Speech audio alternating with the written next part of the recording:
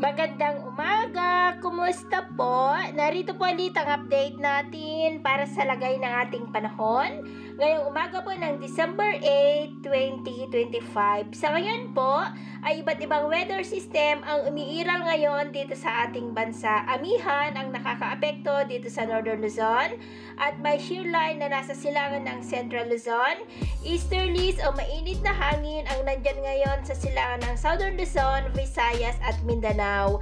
At ang LPA naman na dating bagyong Wilma ay nandyan ngayon sa silangang baybayin po ng northern part ng Palawan.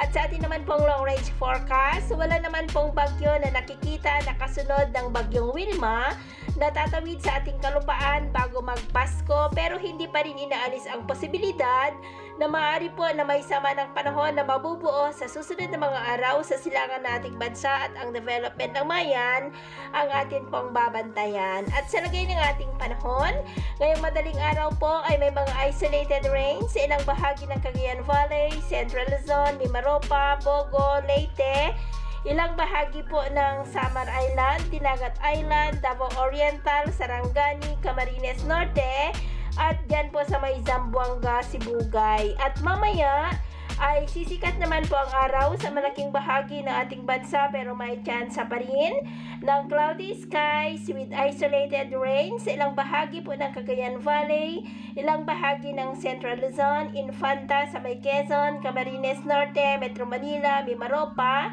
Masbate, Eastern Visayas, Central Visayas, Dinagat Island, Sarangani, Davao Oriental. At mamayang hapon, mas maraming lugar ulit ang makakaranas ng mas maulap na kalangitan with isolated rains, lalo na po sa Northern Luzon, Southern Luzon, ilang bahagi ng Visayas at Mindanao. Kaya mag-ingat po tayo sa mga banta ng mapagbaha at pagguho ng lupa.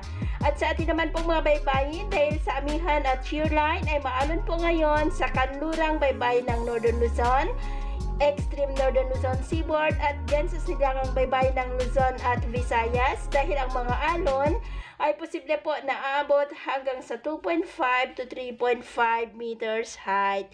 Kaya hanggat maaari po ay iwasan na muna natin ang papalaot dyan sa mga may kulay pula para po mas makaiwas sa mga sakunang pangkaragatan.